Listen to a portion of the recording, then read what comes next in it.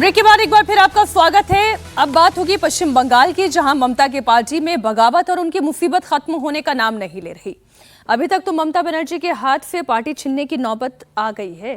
TMC का सारा पैसा भी ममता के हाथ से फिसलता हुआ दिख रहा है। बागी गुट ने ममता बनर्जी को टीएमसी के चेयरमैन पद से हटा दिया। अभिषेक बनर्जी को सस्पेंड कर दिया गया। अरूप रॉय को टीएमसी का नया चेयरमैन और पार्टी का अध्यक्ष बनाया गया है। 4 उपाध्यक्ष, 4 महासचिव, 1 कोषाध्यक्ष बनाया गया है। महासचिव की जिम्मेदारी किसे दी गई? जावेद अहमद खान, विप्लव मित्रा, ऋतव्रत बैनर्जी और संदीपन साहा। कल बागी गुट ने कोलकाता के न्यू टाउन में एक होटल में सीक्रेट मीटिंग बुलाई थी। इस दौरान मंच पर जो पोस्टर लगा उस पर आप थोड़ा सा गौर फरमाएं। इस पोस्टर में ममता बनर्जी की तस्वीर गायब है। गांधी जी हैं, अंबेडकर जी हैं, रविंद्रनाथ टैगोर जी हैं। नीचे एक और जो आपको टोपी से दिखाई दे रही है वो नसरुल इस्लाम जी हैं। हम कॉम्बिनेशन बड़ा शानदार बनाया है। बस ममता बनर्जी इस तस्वीर में नहीं है, लेकिन टीएमसी का चुनाव चिन्ह यानी कि फूल का जोड़ा वाला चुनाव चिन्ह जरूर है। अब बैठक में बागी गुट के विधायकों के अलावा 70 पूर्व पार्षद, पूर्व मंत्री शामिल थे। मीटिंग में मौजूद सभी विधायक, पार्षद और नेताओं से लीगल डॉक्यूमेंट पर बकायदा साइन करवाया गया, जिससे यह संकेत मिल रहा है कि तृणमूल कांग्रेस पर दावा करने के लिए ऋतव्रत बैनर्जी ने कानूनी रास्ता भी अख्तियार कर लिया है या आने वाले दिनों में कर सकते हैं। इस बीच बागियों से ममता बनर्जी की लड़ाई ये भी चल रही है। ऋतव्रत की चाल को नाकाम करने के लिए ममता बनर्जी ने देर रात चुनाव आयोग का दरवाजा खटखटाया।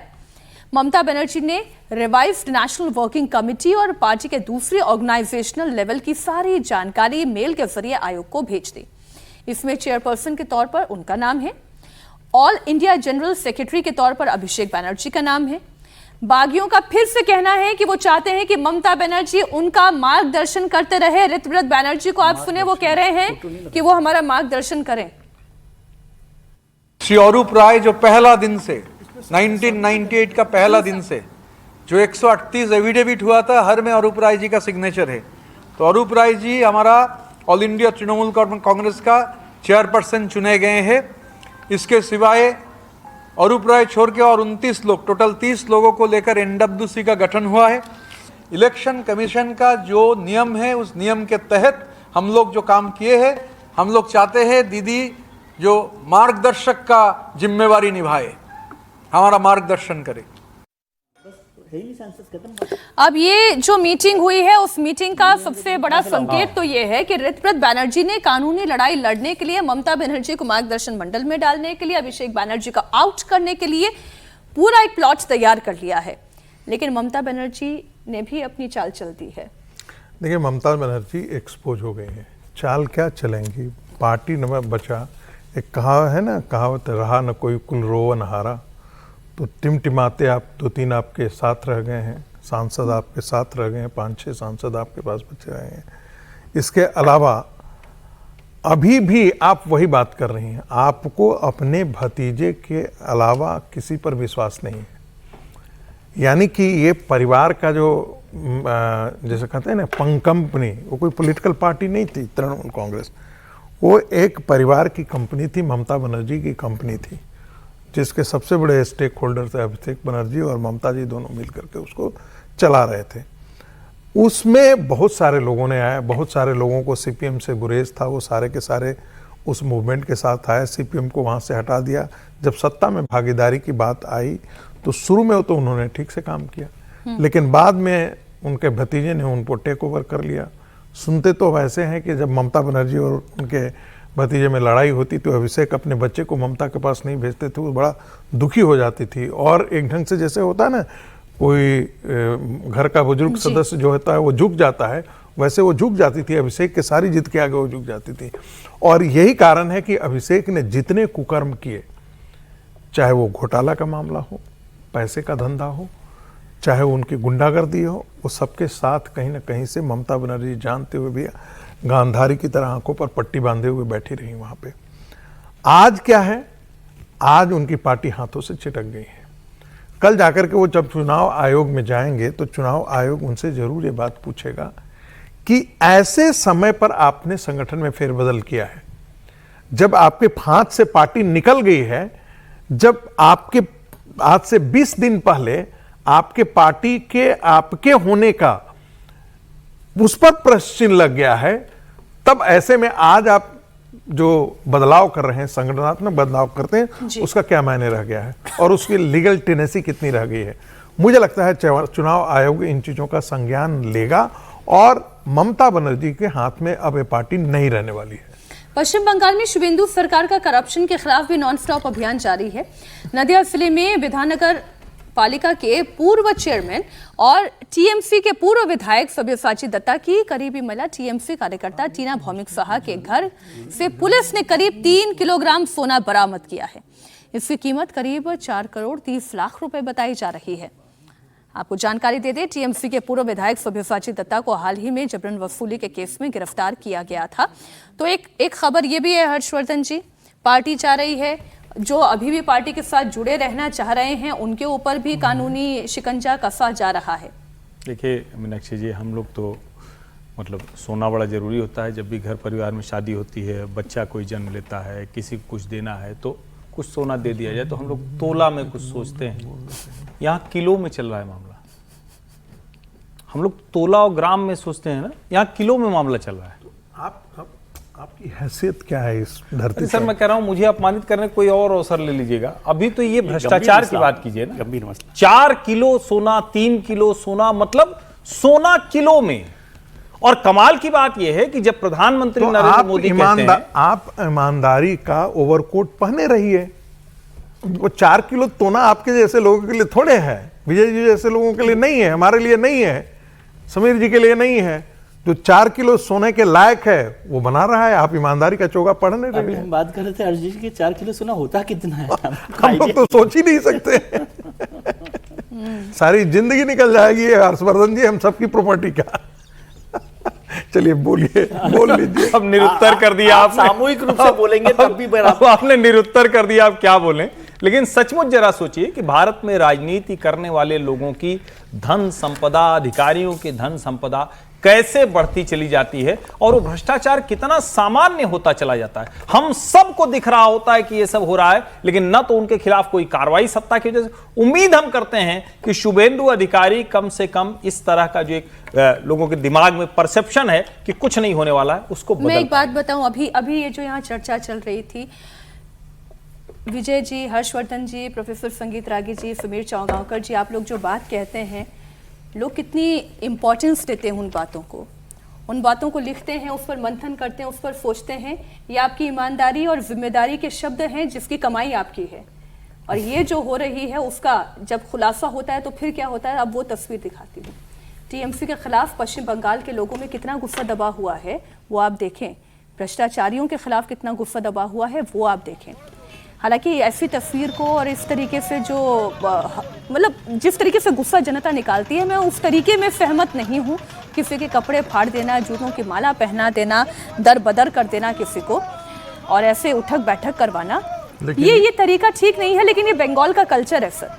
ये टीएमसी नेता स्वपन समंता हैं जो गले में जूतों की माला पहने हुए नजर आ रहे हैं, भ्रष्टाचारी के साथ फिर ये हो जाता है वाकई। लेकिन बाकी इस प्रकार की तस्वीरें भ्रष्टाचार के खिलाफ और जगह से नहीं आती। भ्रष्टाचारी सिर्फ बंगाल में ही है क्या, दूसरे राज्यों में नहीं है? मैंने वही कहा, अगर ये व्यवस्था शुरू हो गई अंडे फेंकने की, गले में जूते पहनाने की, तो देश कहाँ जाएगा भाई? कहाँ लोकतंत्र जाएगा? क्या अराजकता की स्थिति उत्पन्न हो जाएगी? इस पे भी ना फिर लोग अपनी निजी खुन्नस और पुलिस कार्रवाई करे। लोग अपनी निजी खुन्नस निकालने के लिए 10 लोग इकट्ठे करोगे, आप किसी को अपराधी घोषित कर दोगे, आप किसी को भ्रष्टाचारी बता दोगे, गले में जूते डाल दोगे, अंडे मारोगे, और मालूम पड़ा वो भ्रष्टाचारी है ही नहीं था। चूंकि आपकी निजी खुन्नस थी, आपने उसको भ्रष्टाचारी बताकर अपने हिसाब चुकता कर लिया किसी और मामले को लेके। भाई कानून का राज है, शुभेंदु अधिकारी देखे कि इस तरीके से अगर बंगाल में हो रहा है तो बंगाल में लॉ एंड ऑर्डर के राज्य करे आप। अगर वो भ्रष्टाचारी है तो आप उसे गिरफ्तार करें, कार्रवाई करें, कानून के माध्यम से सजा दिलवाएं। ऐसा नहीं हो सकता कि जनता जज बन जाएगी, जनता जल्लाद बन जाएगी, जनता चौराहे पे उसको हिसाब किताब उसका कर देगी। कल अगर टीएमसी के गुंडे भी इस तरीके से हरकतें करेंगे तो मारपीट, लड़ाई झगड़ा शुरू हो जाएगा। ये बहुत गलत तरीका है, गलत है। पुलिस के पास ले जाकर गिरफ्तार कीजिए। इसी के खिलाफ बंगाल की जनता ने आपको मैंडेट दिया है। जूता पहनाने से, कालिक पोतने से, बनियान फाड़ देने से, पैंट फाड़ देने से किसी का भ्रष्टाचार नहीं खत्म होगा। और फिर ये बात हम लोग बार बार कह रहे हैं, जो प्रधानमंत्री ने कहा कि बदला नहीं होना बदलाव चाहिए, वो बदलाव होता। देखिए दुर्भाग्य से ये वही दिख रहा है जो पिछले 50 सालों से बंगाल में हो रहा था। लेकिन जो इस वक्त महाराष्ट्र में ऑपरेशन टाइगर हो रहा है वो क्या हो रहा है? वो क्या बदलाव है या बदला है या क्या है? बगावत तो 100% है। शिवसेना यूबीटी के चीफ उद्धव ठाकरे ने सोमवार को पार्टी विधायकों की मीटिंग बुलाई, लेकिन बैठक में 3 विधायक और 1 एमएलसी नहीं पहुंचे। उद्धव की शिवसेना के पास 20 एमएलए और 6 एमएलसी यानी कि कुल 26 विधायक हैं। सोमवार की मीटिंग में 22 विधायक ही आए। मीटिंग से विधायकों के गायब होने पर उद्धव की पार्टी के नेताओं का कहना यह है कि विधायकों ने पहले ही बता दिया था कि वो मीटिंग में नहीं पहुंच पाएंगे। लेकिन उद्धव गुट की मुश्किल यह है कि 9 में से 6 सांसद वो तो शिंदे सेना में शामिल हो गए। उन्होंने भी ये कहा था कि फला काम है और इसलिए हम मीटिंग में नहीं आ पाएंगे और वीडियो कॉन्फ्रेंसिंग से जुड़ गए थे। तो अभी 3 विधायक, 1 एमएलसी भी ऐसी ही नदारत है।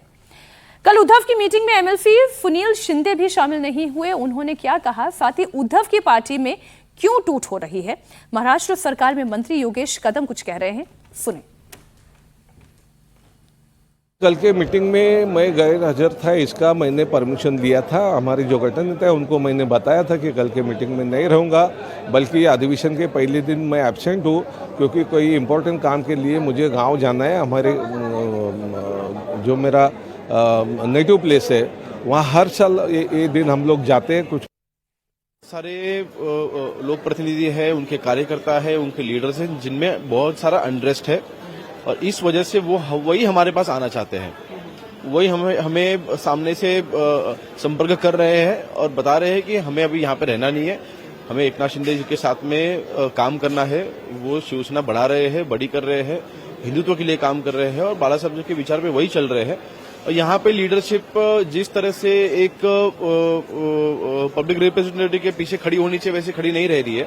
तो मेरे ख्याल से ऐसी काफी सारे रीजन है, उस रीजन की वजह से ये हमें उनसे संपर्क करने की जरूरत नहीं पड़ रही, वही हमें संपर्क कर रहे हैं। अभी हमारे सहयोगी समीर भीसे ने छगन भुजबल जी से भी बात की है। एनसीपी अजीत पवार गुट के नेता हैं विजय जी, और जो उन्होंने कहा वो ये कह रहे हैं कि किसके मन में क्या चल रहा है ये तो देखा नहीं जा सकता। कोई अगर टूटता है या अलग होता है तो उसके कोई ना कोई कारण तो जरूर होते हैं, ये छगन भुजबल भी कह रहे हैं। छगन भुजबल को तो पता ही होगा कि कुछ कारण होते हैं जिस वजह से वो उधर से इधर से उधर जाते रहे, तो उनकी बात को आपको गंभीरता से लेना चाहिए। वो बोल रहे 1991 में पहली बार में शिवसेना से अलग हुआ था तो 1/3 मेजोरिटी थी, 36 साल बाद 2/3 मेजोरिटी है। कानून कुछ मतलब कानून तो है लेकिन कुछ तो कारण है ना कि लोग टूटते हैं और तो कुछ लोग जुड़ते हैं। ये जो अभी एमएलए साहब कह रहे थे कि भाई हमारे घर पे काम था, गांव में काम था, कभी ऐसा सोचा है कि पार्टी का अध्यक्ष बुलाए, उससे ज्यादा जरूरी काम किसी पॉलिटिक्स में? छगन भुजबल का मजेदार किस्सा है। छगन भुजबल जब चुनाव लड़ रहे थे विधानसभा, इनको तो टिकट मिल गया अजित पवार की पार्टी से, खुद भी 3 बार पार्टी छोड़ के आए।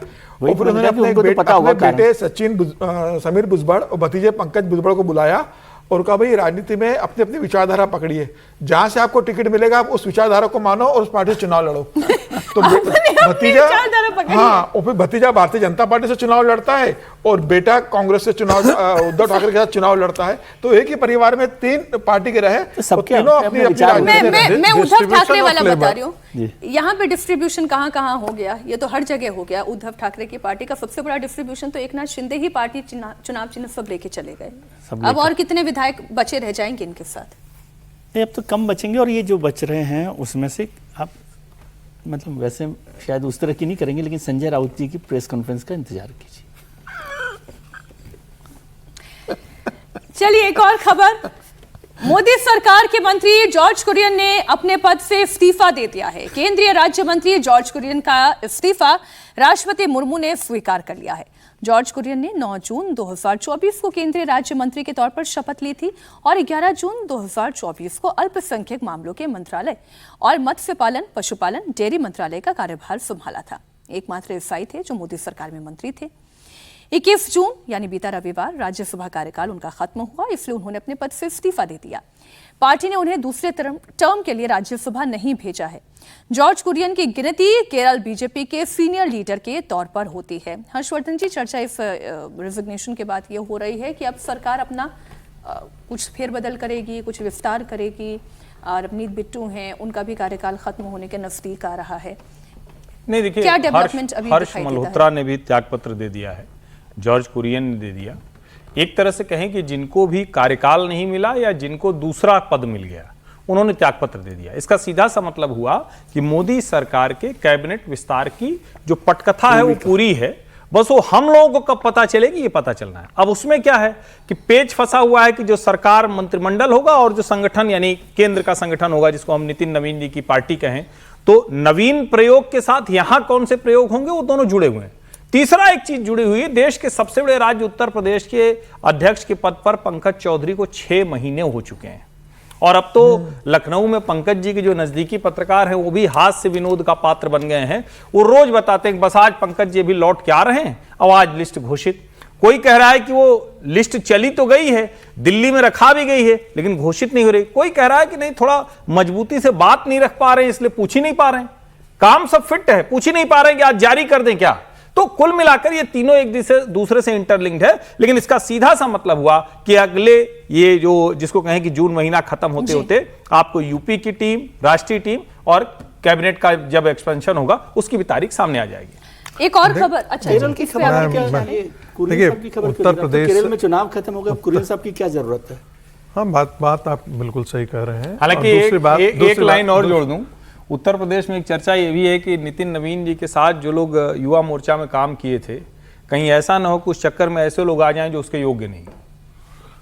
बोले बड़ी चर्चा है। मतलब आप नवीन साहब को बहुत सीरियसली अध्यक्ष मान रहे हैं? नहीं, अध्यक्ष हैं सर, अध्यक्ष हैं मैं सर, बिल्कुल मान रहा हूं सर, अध्यक्ष हैं वो। नितिन नवीन जी अध्यक्ष भारतीय जनता पार्टी के राष्ट्रीय अध्यक्ष हैं। क्या आप नहीं ऐसा मानते हैं? नहीं, मतलब ये बनाने के लिए, टीम बनाने के हिसाब से। नहीं सर, अरे बिल्कुल टीम बनाने के लिए अध्यक्ष हैं तो बना ही सकते हैं। बीजेपी में राहुल गांधी नहीं होता सर, इसलिए आप तुलना मत, ऐसे मत तुलना कीजिए। दूसरी बात कि इसमें कोई दो राय नहीं कि उत्तर प्रदेश चुनाव में जाने वाला है और अब इसकी आवश्यकता हो गई है कि केंद्रीय नेतृत्व और भारतीय जनता पार्टी के अध्यक्ष और मुख्यमंत्री बैठ करके ये तय कर लें कि संगठन में क्या क्या किन किन लोगों को जाना जाए। और मुझे लगता है कि इसको बहुत गंभीरता, इसको प्रायोरिटी के साथ करना चाहिए। केंद्र में टीम बने उससे पहले मुझे लगता है कि इससे उत्तर प्रदेश में टीम बन जानी चाहिए। ठीक बात है। इसलिए क्योंकि केंद्र में तो ठीक है, एक आध महीना लेट भी हो सकता है, लेकिन जिम्मेदारी सौंपने की अब आवश्यकता आ गई है, प्रभाव सौंपने का आ गया है, क्योंकि उत्तर प्रदेश पूरी तरीके से चुनावी मोड में आ चुका है।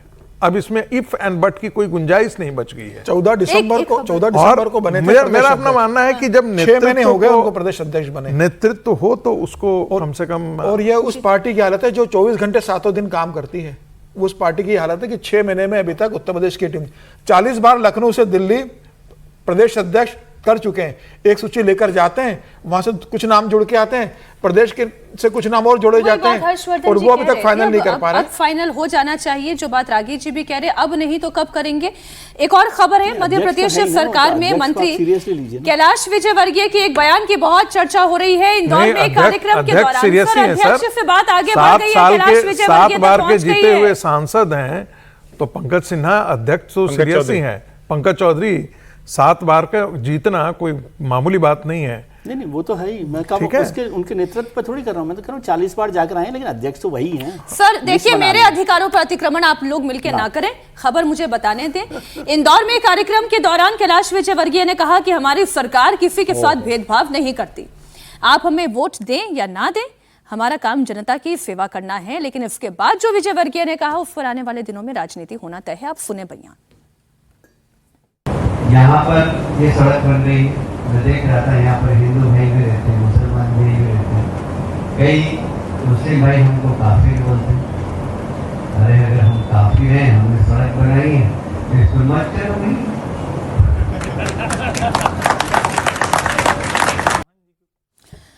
कैलाश विजयवर्गीय ने जो कहा, अब वो जो बात कह रहे हैं, वोट दें चाहे ना दें। ठीक समीर जी, कैलाश बन रही है, हिंदू भी रहते हैं, मुसलमान भी रहते हैं। ये तो अच्छा बयान है कि हिंदू मुसलमान सब इसमें रहते हैं, विवादित दें ना दें। क्या है? इसमें विवादित तो है नहीं कुछ, इसमें तो कुछ भी विवादित। और ये तो अच्छा कैलाश जी ने कहा भाई कोई भी हो, कुछ भी हो, सबके लिए बन रही है। भाई आप कहते हैं ना कि हलाल सड़क भी होने चाहिए। वो ये कह रहे हैं कि आप हमें काफिर कहते हैं हिंदुओं को, अगर काफिर हैं, अगर आप हमें ये मानते हो तो हमारी बनाई हुई सड़क पर आप ना चलें। मीनाक्षी ये हलाल सड़क नहीं है तो सड़क हलाल? हाँ भाई, हॉस्पिटल हलाल होता है, दुपट्टा हलाल होता है, बिंदी हलाल होता है, मेडिसिन हलाल होने लगा है। तो ये एक प्रकार का विजयवर्गीय का तंज है मुसलमानों पर कि आप हर मामले में जो इस्लाम काफिर हम लोगों को बोलते हैं, तो हम ही लोगों की बनाई हुई सड़कें हैं, आप मत चलो इस पे। तो एक ढंग से बहुत कटाक्ष राजनीतिक व्यंग है, इसमें कंट्रोवर्सी का तो कोई मामला भी नहीं बनता है। बिल्कुल सही उन्होंने कहा। हर चीज में तुम हलाल ढूंढना शुरू करते हो, कहते हो हलाल का अलग अलग मार्केट है डेवलप करना है। हलाल की एक इकोनॉमी, पैरेलल इकोनॉमी खड़ी है इस देश में है, और वो मुस्लिम इस्लामिक सड़क कोई इकोनॉमी। खाते और पहनते थोड़ी ना है सर, नहीं नहीं, मैं तो कह रहा हूँ कि दुपट्टा पर नहीं, सड़कें कोई अपने घर से पैसा लाके नहीं बना रहा। मकान जो का हलाल टैक्स से दे क्या रहा है, लेना टैक्स भी देना जनता से सरकार लेकिन बना रही है। हलाल अपार्टमेंट बनता है ना इस देश में, आपको जानकारी है ना। जी जी जी जी। दंगल होना तय है या कोई दंगल नहीं होगा? नहीं, अब ये सब न्यू नॉर्मल है, अब इसमें कोई भगवान में होता नहीं। और कैलाश योगी तो वैसे भी इससे बयानों के लिए जाने जाते हैं, मतलब तो अब जो ऐसे जितने ज़्यादा बयान देगा वो भारतीय जनता पार्टी का उतना बड़ा नेता बनेगा। तो इसमें कुछ नया नहीं है, इसमें इतना चलता रहेगा। जिस सरकार में 2 अल्पसंख्यक जो समुदाय हैं उनको मंत्रालय से निकाल दिया गया, नहीं, उसके नहीं, बाद निकाल नहीं दिया गया सर। उसके बाद आप चर्चा कर रहे हैं, निकाल नहीं दिया उसमें गया नहीं सर। है, यूं कह नहीं है, लीजिए। ये बोलिए। हाँ, नहीं है। भाई जीत के नहीं आते हैं तो क्या वोट देने नहीं आ पाएंगे? आप वोट तो देते नहीं है। कम्युनिटी वोट देने के लिए आर्क बिशप का बता रहा हूं, आप इतना नाराज क्यों होते हम हैं? नाराज नहीं हो रहे, हम तो सिर्फ बता रहे हैं दर्शकों को। मैं भी दर्शकों को बता रहा आर्क हूं कि बिशप जो सरकार है ने वो 2 मैंडेट बड़े करता है कि समुदाय का ईसाइयों का नेता प्रतिनिधित्व कहता है नहीं कि भारतीय जनता पार्टी को वोट मत करो, तो हम तो इसलिए बोलते अभी हैं। तक तो 5 साल तक मंत्री बना रखा था कुरियन साहब को। अरे सर, तो हम तो इसीलिए बोल रहे हैं। तो नहीं, तब याद नहीं था ये वो बयान जीत आपको? करके नहीं आए हैं, मंत्री बना रखा था ये ना। तो अच्छी बात है ना कि अपॉर्चुनिटी दिया भारतीय जनता पार्टी ने। ये तो दोनों आपको बातें आप प्रशंसा करनी चाहिए ना भारतीय जनता पार्टी की। चलिए, आपको तो प्रशंसा करनी चाहिए कि वो वोट नहीं देते हैं, जितवाते नहीं है, इसके बावजूद भी वो बनाए रखने की कोशिश करते हैं। तो एक तरफा तो प्यार नहीं हो सकता ना सर। आज कहानी कुर्सी को हम इसी नोट पर खत्म करते हैं। भ्रष्ट बिकाऊ सिस्टम ने कैसे कर दी 15 जिंदगी खत्म। आंखों के आगे जलता हुआ बच्चा, तड़पता हुआ पिता, चीखती हुई माँ। लखनऊ में मौत के कोचिंग सेंटर के बाद कैसे नींद से जाग रहा है हत्यारा सिस्टम। हम एक छोटे से ब्रेक के बाद राजहर में करेंगे इसी खबर पर बात। बहुत शुक्रिया हर्षवर्धन जी आपका, विजय जी, संगीत रागी जी, सुमीर चौगांवकर जी हमारे साथ कहानी कुर्सी की में जुड़ने के लिए।